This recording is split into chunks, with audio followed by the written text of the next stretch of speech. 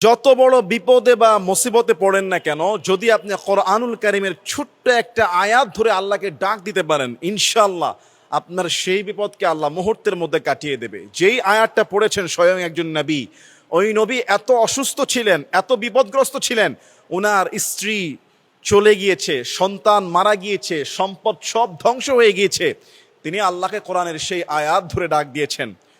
সেই আয়াত ধরে আল্লাহর কাছে দরখাস্ত করেছেন সূরা আম্বিয়া থেকে। সূরা আম্বিয়ার ছোট্ট একটা আয়াত আজকে আপনাদেরকে শিখিয়ে দেব। আপনি যদি কোনো বিপদে পড়েন, কোনো মুসিবতে পড়েন, সম্পদ যদি হারিয়ে ফেলেন, সন্তান যদি হারিয়ে ফেলেন, স্ত্রী যদি চলে যায়, সম্পদ যদি কমে যায়, ইজ্জতের উপর যদি আঘাত আসে, অথবা যদি কোনো মারাত্মক অসুস্থতায় ভোগেন, আপনি সূরা আম্বিয়ার সেই আয়াতটা অর্থের দিকে খেয়াল করে পড়বেন।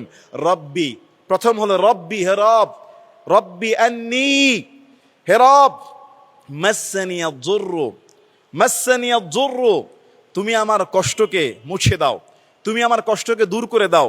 ওয়া আনতা আরহামুর রাহিমিন, তুমি হলা উত্তম রহমশীল, উত্তম দয়াময়, করুণাময়।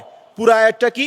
রব্বি আন্নি মাসসানিয়া যুররু ওয়া আনতা আরহামুর রাহিমিন, হে আল্লাহ, আমি কষ্টের মধ্যে পতিত হয়েছি, তুমি আমার এই কষ্টকে দূর করে দাও। হযরত আইয়ুব আলাইহিস সালাতু ওয়াস সালাম তিনি যখন আল্লাহকে এই দোয়া করে ডাক দিলেন, এই দোয়া বলে যখন ডাক দিলেন, রব্বুল আলামিন আইয়ুব আলাইহিস সালামকে সুস্থই করে দিলেন না, তাকে সম্পদ দিলেন, স্ত্রী দিলেন, সন্তান দিলেন, আগে যা ছিল তার থেকে বহু গুণে নাজ নিয়ামত দ্বারা পরিপূর্ণ করে দিলেন। সুবহানাল্লাহ।